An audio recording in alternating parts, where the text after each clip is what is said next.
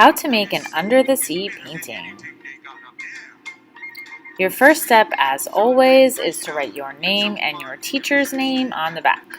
Great job!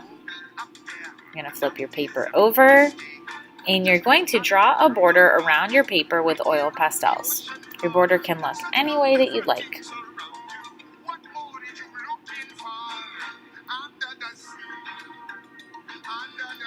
Swiggle, swiggle, swiggle, swiggle. Next, we're going to draw creatures that live under the sea, like fish, jellyfish, octopus, starfish, seaweed, a submarine, a school of fish. I drew some seaweed. And then we're going to paint on top of our oil pastels with tempera paint. This is called resist painting. Do we mix paint colors? No. Scary.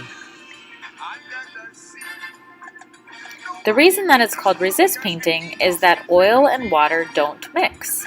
So when you put oil pastels and water together, they separate. So the two of the materials actually resist each other. So that's why this is called resist painting.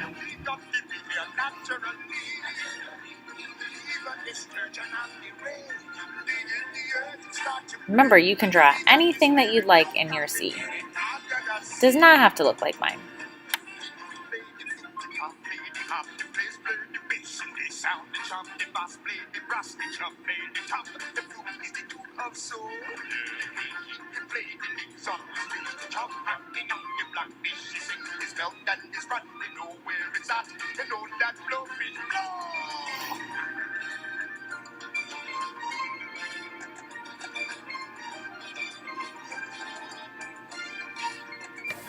Our paintings go on the drying rack.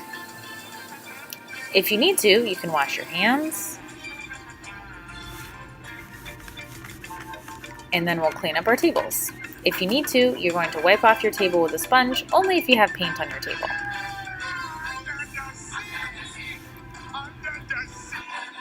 Great job, guys!